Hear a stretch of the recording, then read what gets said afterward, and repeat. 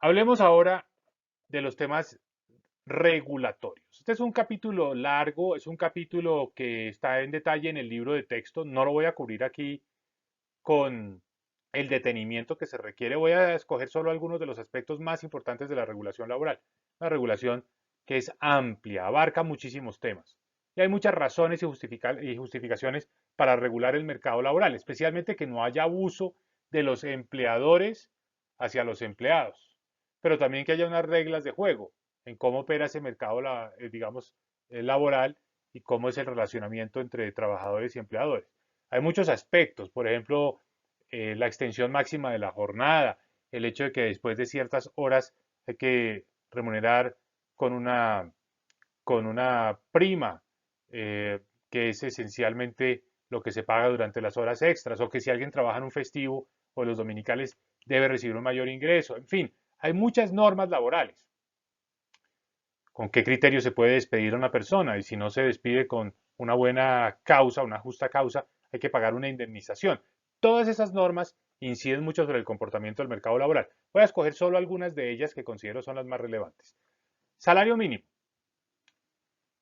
Muchos países del mundo han establecido que hay un piso por debajo del cual no se debería remunerar el trabajo, es decir, que hay un mínimo que debe corresponder a unas necesidades de las personas y que ese mínimo, digamos, debe aplicarse de forma generalizada para que nadie esté por debajo de ese nivel mínimo. Esa es la intención, es asegurar ese nivel de ingreso que por lo menos permita la subsistencia. En Colombia el salario mínimo ha aumentado en términos reales a través de los últimos 20 años. Como ustedes ven en esta gráfica, que está en pesos del año 2015, el salario mínimo ha tenido, digamos, una tendencia positiva. Estuvo por allá en 500.000 pesos mensuales a mediados de los años 90 y hoy está más por los lados de 700.000 pesos mensuales, en pesos constantes del 2015, insisto. Entonces, ha habido aumentos. ¿Cómo se definen estos aumentos del salario mínimo? A través de una concertación laboral. Normalmente, en muchas ocasiones, no se logra la concertación laboral y el gobierno tiene que fijar el salario mínimo por decreto. ¿Quiénes hacen parte de la concertación laboral? Pues los trabajadores representados por los sindicatos, los empleadores representados por los gremios y el gobierno nacional. Por eso se habla de una comisión tripartita.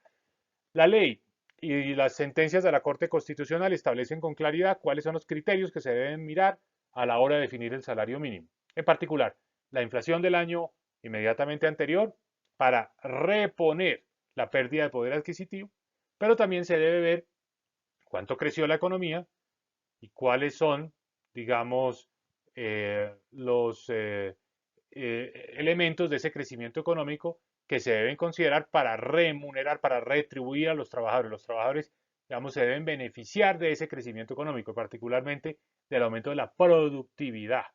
Ese aumento de la productividad debe devolverse a los trabajadores en forma de un mayor salario. También se habla de que sea necesario considerar qué tanta participación tienen los salarios dentro del Producto Interno Bruto o también, por ejemplo, que se mire una variable como el panorama, la perspectiva, la meta en materia de inflación para el año siguiente. Pero en términos generales podemos decir que el salario mínimo real en Colombia ha aumentado. Es uno de los temas más polémicos que puede haber en economía, porque el salario mínimo tiene, digamos, dos realidades, conjuga dos verdades que al final del día es muy difícil reconciliar. La primera de ellas es que este es un nivel de ingreso insuficiente para una familia en Colombia. No es posible tener una buena calidad de vida con este salario mínimo. Eso es indiscutible. Pero al mismo tiempo hay otra realidad, y es que hay un porcentaje muy elevado de los trabajadores colombianos, más del 40%, que reciben una remuneración mensual inferior al salario mínimo. Es decir, que el salario mínimo, efectivamente hablando, no es un piso, porque hay mucha gente que gana menos del salario mínimo. Entonces, no sirve, no es efectivo para garantizar esa remuneración mínima. Esas son dos realidades que, digamos, son bastante contradictorias y que hacen parte de este debate permanentemente.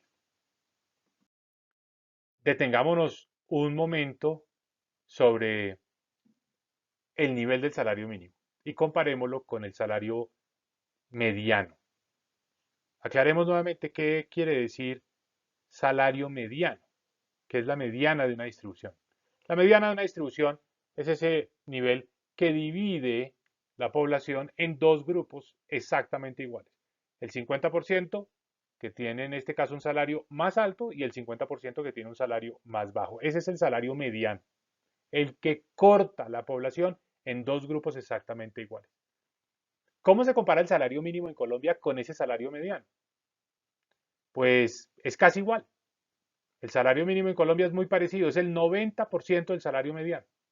O sea, ¿qué quiere decir esto? Que como dije hace un momento, hay muchas personas por debajo del salario mínimo, casi la mitad. Entonces, en práctica, el salario mínimo no es el piso, sino que es un nivel de salario casi que corresponde al salario de la mitad de la población, al del grupo de colombianos que está en la mitad de la distribución. Entonces, técnicamente hablando, tiene esa deficiencia. No sirve porque para muchas personas no es ninguna garantía de una remuneración mínima. Si nos vamos al otro extremo, en Estados Unidos, por ejemplo, el salario mínimo es apenas el 30% del salario mediano. ¿Qué quiere decir?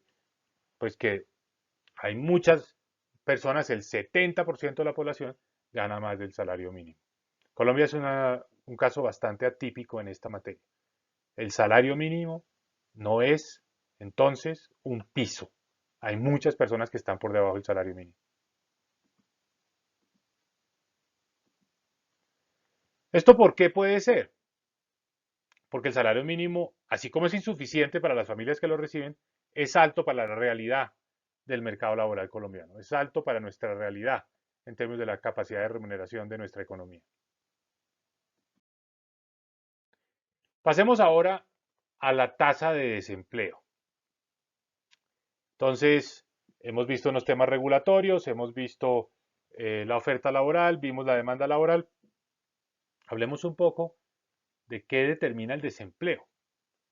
Esta gráfica es buena porque muestra la relación que existe entre el desempleo, la línea azul arriba, y el crecimiento económico, la línea roja abajo. Como dije hace un rato, la una es una especie de espejo de la otra. Detengámonos un momento en el año 1999. Como ustedes ven, ese fue un año de una caída en la actividad económica.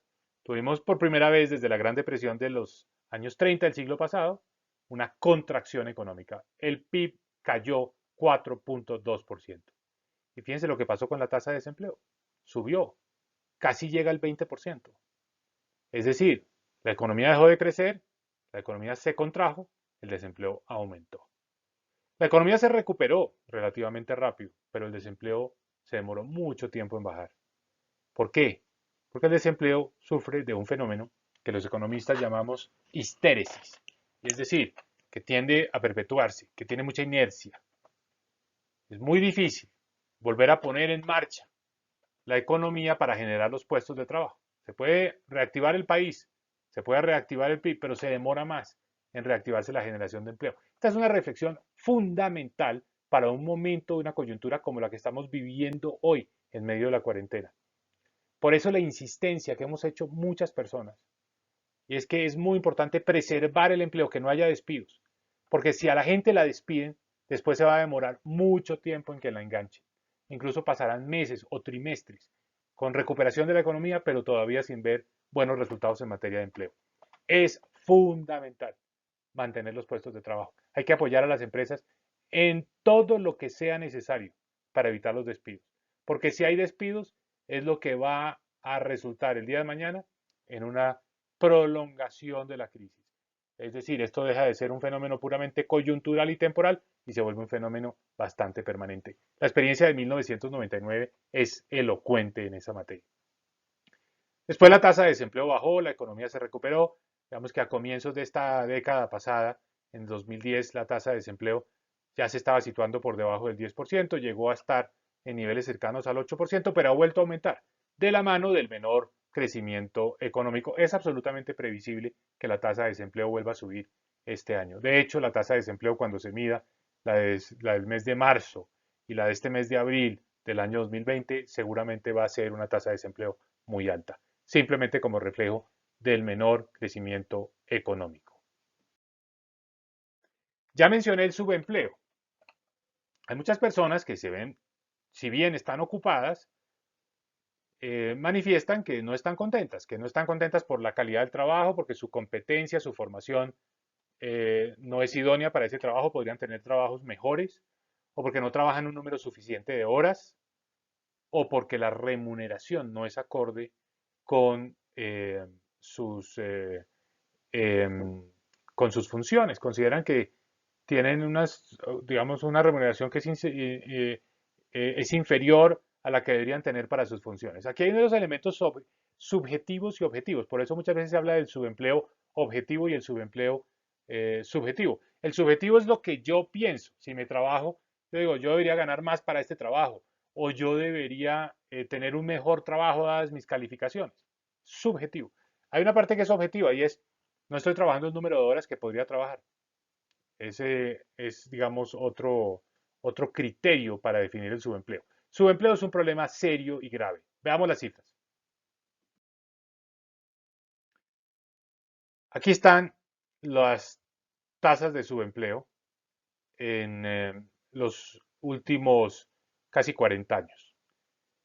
El subempleo es más o menos el 25% de la población económicamente activa, es decir, es alto. La tasa de subempleo es alta. Muchas personas no están contentas con su trabajo. Están trabajando, pero no están contentas. Entonces, uno de los grandes retos que existe no solo es generar empleos para los desempleados, sino generar mejores empleos para los subempleados.